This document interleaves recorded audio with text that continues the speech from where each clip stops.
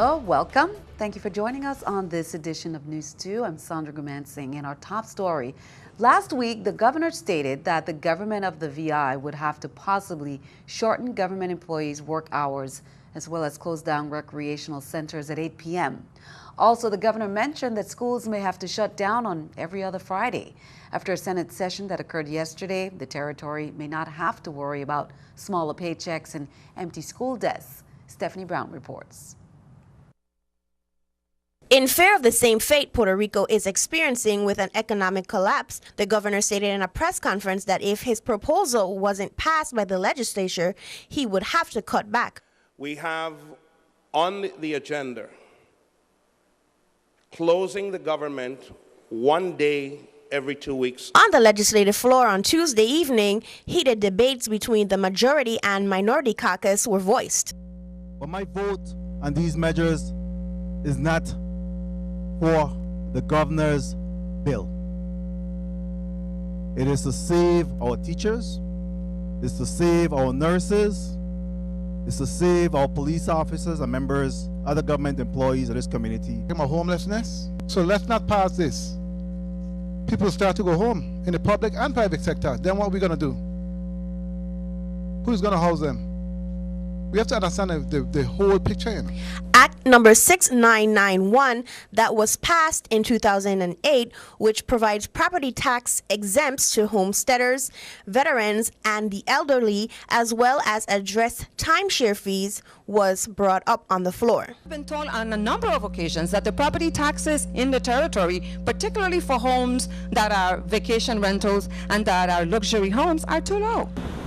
After the sin tax bill and bill number 32-0018 relating to property taxes was voted on with yeses from all the majority members and noes from all the minority members, a number of amendments were brought up and voted on swiftly. The party has looked for funding sources to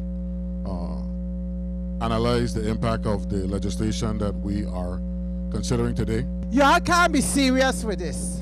So y'all passing the syntax and then you come in with what? Analysis on the economic impact?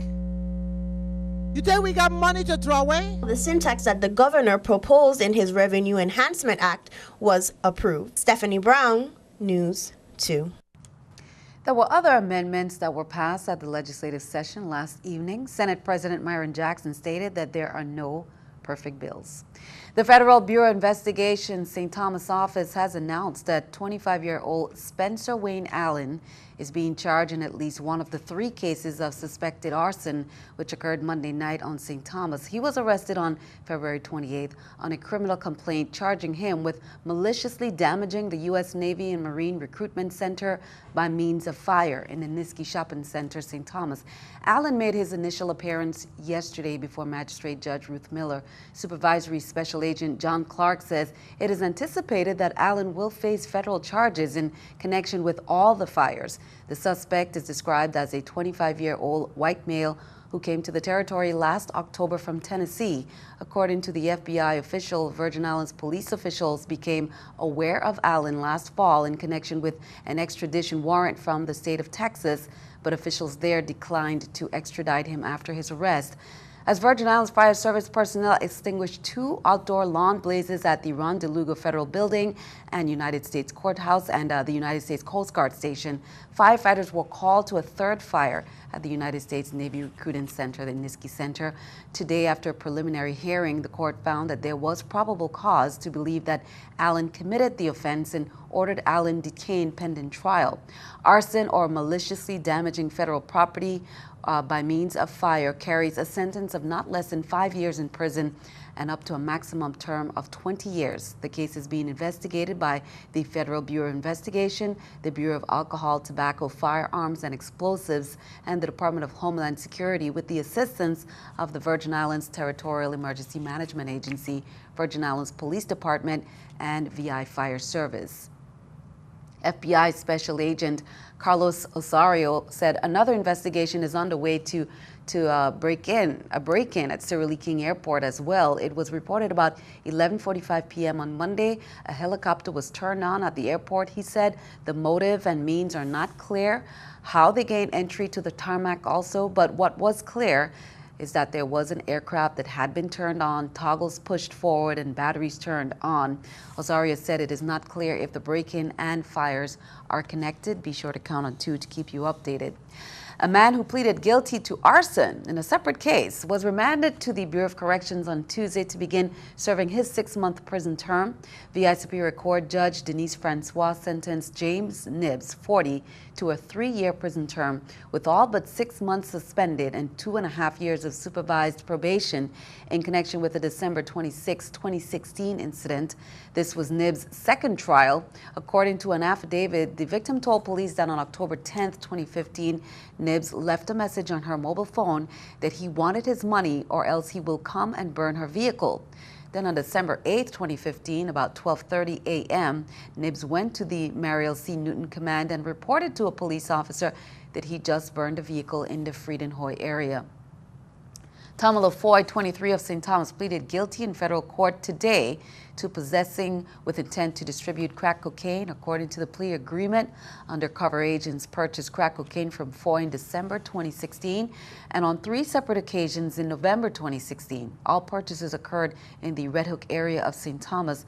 District Court Judge Curtis Gomez remanded Foy into the custody of the United States Marshal Service. Sentencing is scheduled for July 6, 2017.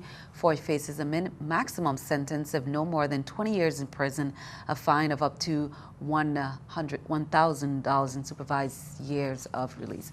Selma Watts, 34 of St. Thomas, pleaded guilty in federal court today to breaking into the post office. According to plea agreement, on November 27th, Watts was seen on video surveillance entering the Arturo Watlington Senior Post Office in Frenchtown after he forced open a locked door. Watts was then seen carrying at least 8 packages from the post office. Sentencing for Watts is scheduled before District Court Judge Curtis Gomez on July 6, 2017. Watts faces a sentence of no more than 5 years in prison and a fine of up to $250,000. As NEWS2 reported earlier this week, the Bureau of Corrections has achieved 5 of the 6 quarterly goals established by a consent decree addressing mental health treatment for inmates. BOC Director Rick Mulgrave spoke about the 6th goal being worked on, and Michelle Davis, the Commissioner of Health, spoke about her department's relationship with the Bureau of Corrections. Here's more. The last goal that we had not achieved on time was to review the intake screening policy with the suicide prevention policy. And we did not complete that goal on time for our deadline, but we did complete that goal, and it has been turned into the mental health monitor. The Department of Health has provided support to the Bureau of Corrections to support any needs that they may have for mental health services. Recently have done some site visits to some facilities that are off island to see if they have the types of services that we would like to utilize for individuals from the Virgin Islands.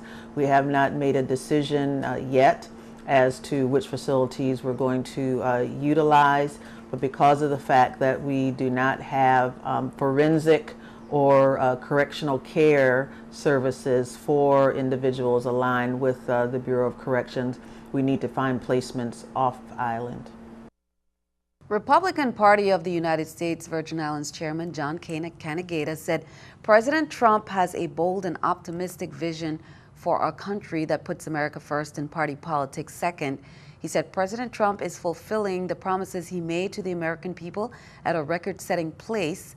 Not only is he bringing back Americans' jobs, but he is meeting with territorial leaders, recognizing our unique position in the fabric of our country.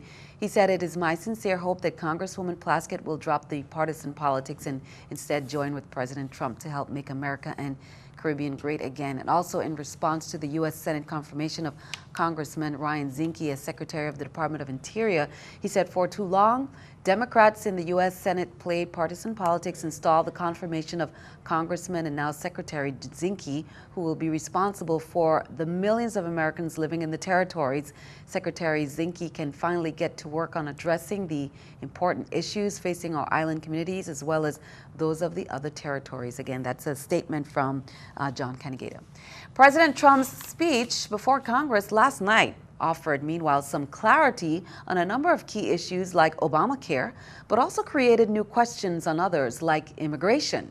The president also presented a number of ambitious proposals, from a tax reform to a $1 trillion infrastructure package, leaving some to question where the money will come from to pay for all these programs. Karen Kaifa has the latest from Washington. President Trump embracing congressional Republicans' plan on Obamacare. But it must be the plan they want, not the plan forced on them by our government. Quelling fears with his endorsement. He articulated exactly the response that we're working on that we all believe is necessary to repeal and replace Obamacare with a much better system. The president also signaling that he might be open to compromise on immigration. I believe that real and positive immigration reform is possible. Before his speech, Trump telling reporters he is open to granting legal status but not citizenship to millions of undocumented immigrants if they paid taxes without a serious criminal record. Some Republican lawmakers are expressing concern with the president's change of tune on the issue.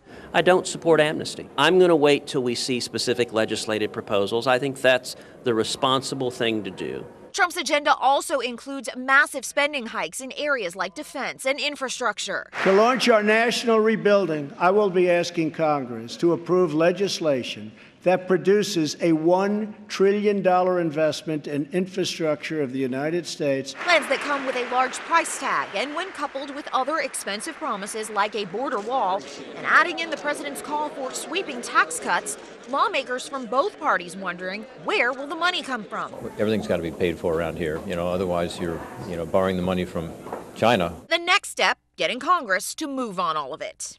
In Washington, I'm Karen Kaifa. And keeping our eye on the economy, let's take a look at the New York Stock Exchange with the Stock Market Watch.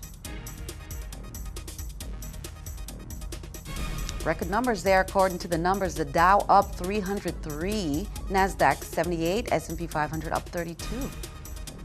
Coming up on NEWS2, baskets of books have been delivered to more than 60 businesses territory-wide in an effort to engage children in reading while they or their parents wait. And we shared this last week. The event kicked off on St. Croix, and now it kicks off on St. Thomas as well. We'll be right back.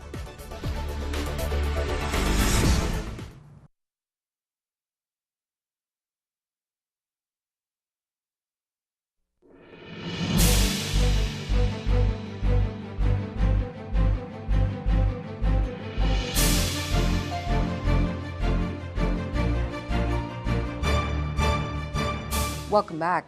On Tuesday, senators voted to approve the Department of Human Services Commissioner nominee Felicia Blyden, Governor Mapp's choice. Blyden said, "It is my honor and privilege to have been selected by Governor Mapp to lead the Department of Human Services." Blyden comes with 26 years of experience directly from DHS. She was born and raised on St. Thomas, graduated from All Saints Cathedral School, earned a Bachelor of Arts degree in social work from the University of the Virgin Islands, and received her Master of Arts degree in vocational and rehabilitation counseling from the University of Arkansas. Blyden rose through the ranks in DHS. Senators approve also Aida Iris Bermudez as the member of the Louis Board Hospital, the hospital board, and approved Hubert Antonio Turnbull as a member of the St. Thomas St. John WAPA board.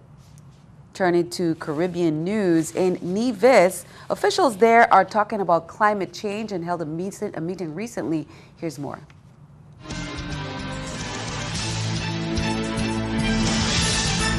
In an effort to tackle the issues of climate change in a holistic manner, the Ministry of Agriculture and Environment has partnered with the Caribbean Community Climate Change Center and the Caribbean Development Bank to train key government officials to incorporate climate change into the decision-making process.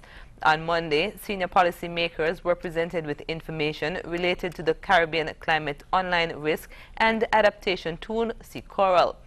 Senior Project Development Specialist with the Caribbean Community Climate Change Center based in Belize, Keith Nichols, gave an overview of Monday's presentation. The event today represents a culmination of a training program which was held in the Caribbean Climate Online Risk and Adaptation Tool, or called CCORAL. CCORAL is a climate risk management tool that was designed by the Caribbean community, by us in the Caribbean, for addressing the issues relating to climate risk, and is primarily geared towards embedding or inculcating a risk management ethos in decision making. Conservation Officer in the Department of Environment, Cheryl Jeffers, spoke of the importance of the day's event. The main purpose of this is to introduce the tool and to show to policymakers the usefulness if we adopt a proactive approach as it relates to climate change. Climate change is a serious threat, not just to civil societies, but to the nation as a whole. And if we embark and introduce this tool, it will allow us to basically make new allocations as relates to resources. CCORAL is designed to engender a risk management ethic in decision making, as well as to help decision makers see various activities through a climate or climate change lens. If utilized, it can help users to identify actions that minimize climate-related loss, take advantage of opportunities, and build a climate-resilient country. Turn our attention back at home. 4 new cases confirmed this week and 9 new cases of dengue fever, according to the VI Health Department surveillance report. The department also reported the number of confirmed cases among pregnant women increased by 2. The confirmations raised the total number of positive cases to 989 since January 2016. According to the department, 3 new Zika cases on St. Thomas, 1 on St. Croix. Of the total number of cases, 650 have been reported among women, while 331 have been among men. Baskets of books have been delivered to more than 60 businesses territory-wide in an effort to engage children in reading while they or their parents wait.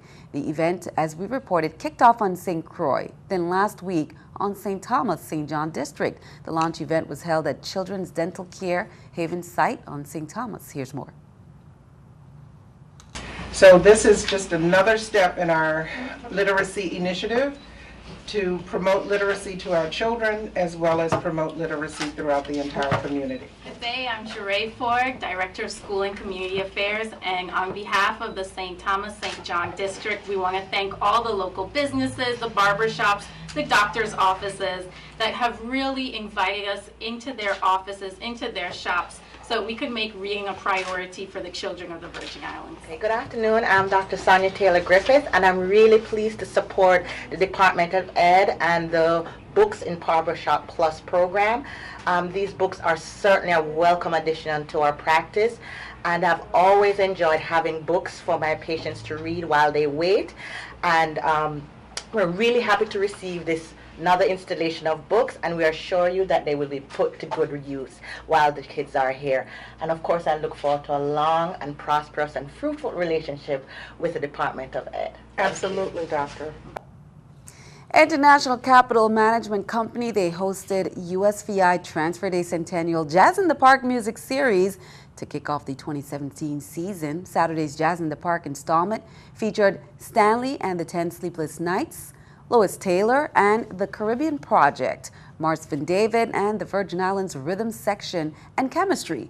Community Relations Director Karen Nelson Hughes said over 40 vendors offered a variety of arts and crafts, local dishes and treats, along with the Centennial Expo, which showcased historic Virgin Islands artifacts donated by St. Thomas Historical Trust, Friends of Denmark, We from Upstreet, French Heritage Museum, the U.S. Navy, and the Virgin Islands Centennial Commission. St. Croix Track Club Mustangs, they competed very well in Tortola BVI.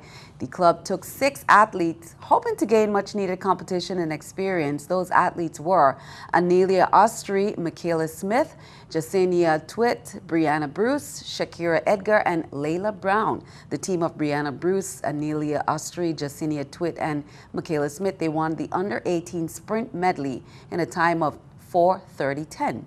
The most outstanding athlete was Michaela Smith, who's placed first in both of her events and ran on the winning sprint medley team. Congratulations to the athletes there. Stick around. Your News 2 AccuWeather forecast is coming up next.